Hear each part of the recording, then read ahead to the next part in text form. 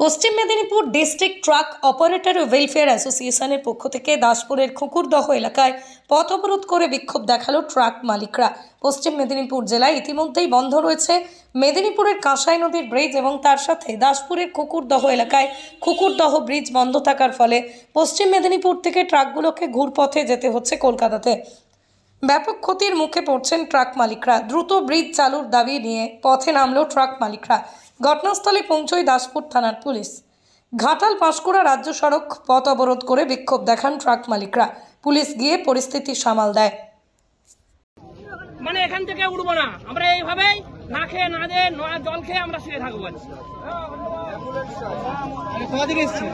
আমরা আসছি ঘাটাল থেকে, আসছি আমাদের বিভিন্ন জায়গা থেকে, সবাই জায়গা থেকে লোক ডেকে আমরা আগামী এক সপ্তাহ পরে অনিশ্চিতকালে ধর্মঘট এইখানে করব। সবাই ভালো থাকুন, সবাই সুস্থ থাকুন, সবাই একসঙ্গে থাকুন, সবাই অন্য কিছু উঠবে তার কোনো ঠিক না। গাড়ি মালিকের জন্য কি ভেবেছেন আপনি? আমাদের এই ব্রিজ নিয়ে কি তদবির করেছেন উপর মহলে? আমাদের ধারণা মাননীয় জেলা শাসক কোনো কিছুই করেনি, চুপচাপ বসে দেখছেন যে এখান থেকে গাড়ি ব্যবসা শেষ হয়ে যাক। হয়তো উনি যাচ্ছেন হেলিকপ্টার করে, হয়তো এখানে আমাদের মাল পাঠাবেন, আমাদের পরিবহন ব্যবস্থা না থাকলেও চলবে। কিন্তু আমরা যতটুকু জানি আমাদের পরিবহন ছাড়া সরকার কিন্তু এখানে পশ্চিম Medinipur district truck operator welfare অ্যাসোসিয়েশনের পক্ষ থেকে আজকে আমাদের এই প্রতীকী কর্মসূচি অবরোধ কর্মসূচি এখানে শুরু হয়েছে। রাজ্যের বিভিন্ন প্রান্ত থেকে আগত ট্রাক মালিক প্রত্যেককে জানায় আমাদের পশ্চিম মেদিনীপুর ডিস্ট্রিক্ট ট্রাক অপারেটর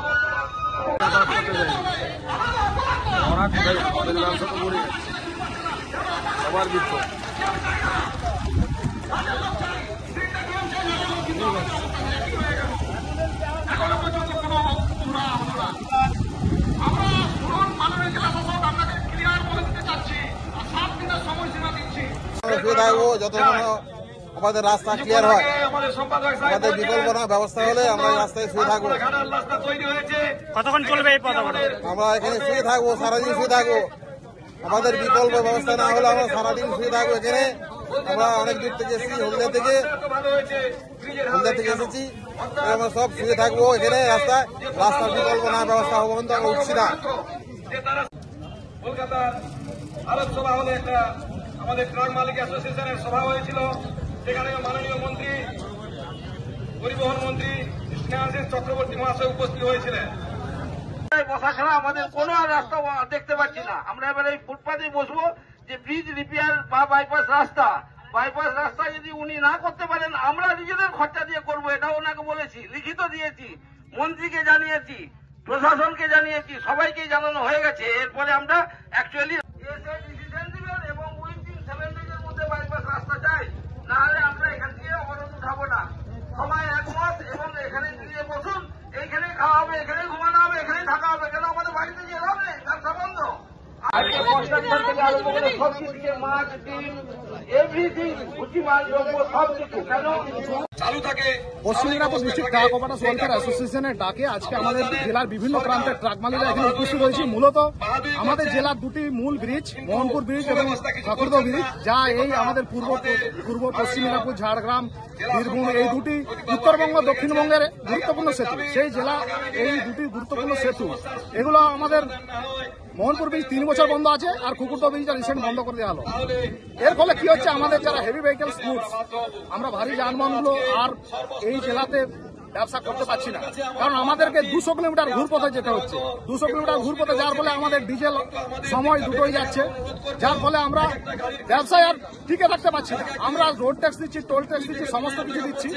আমরা চাই ইমিডিয়েট এই দুটি ব্রিজকে চালু করে দেওয়া, আর যদি চালু না করা যায় তাহলে অন্তত ব্রিজের পাশে অস্থায়ী নিচে রাস্তা করে দেওয়া। যেভাবে বীরভূম জেলাতে টিলাপাড়া ব্যারেজে আপাতত অস্থায়ী রাস্তা তৈরি হয়েছে, সেরূপ আমাদের জেলাতেও তৈরি হোক, এটা আমরা দাবি রেখেছি। এছাড়া এছাড়াও আমাদের বক্তব্য যে মোহনপুর ব্রিজ ইমিডিয়েট, যেটা ডিএম স্যার বলেছে যে 35 টন করে দিবে, কিন্তু আজ পর্যন্ত উনি বলছেন কাঁটা বসিয়ে তারপরে হবে। তো আমরা মাননীয় জেলা শাসককে বলতে চাই 25 টন যে এখন গাড়ি পেরাচ্ছে সেখানে আপনি কোন কাঁটায় দেখে পার করছেন, সেই কাঁটাতেই 35 টন দেখে পার করিয়ে দেন। আর নচেত অযথা এই ধরনের হাইরানি আমাদেরকে করে লাভ নেই, কারণ ব্রিজের নামে কোটি কোটি টাকা এখানে লুট চলছে। পশ্চিম মিদনাপুরে ব্রিজ সংস্কারের নাম করে এক একটা ব্রিজে বহু টাকা লুট চলছে। মোহনপুর ব্রিজে প্রথমে বললো 25 টন পাসিং, কিন্তু আজ পর্যন্ত কোনো লোড টেস্ট হলো না, কিছু হলো না, এখন হঠাৎ করে 35 টন হয়ে গেল। তো আপনি বলুন লোড টেস্ট বা কোনো রিপোর্ট ছাড়া কি করে ওনারা 35 টন করে দেওয়া হলো? তার মানে এটা একটা চক্রান্ত ছিল। তো এই চক্রান্ত যাতে বন্ধ করে সমস্ত গাড়ি মালিকদের জন্য ব্রিজগুলি খুলে দেওয়া হয়, তারই দাবির জন্য আমরা এখানে উপস্থিত হয়েছি। আপনার নাম?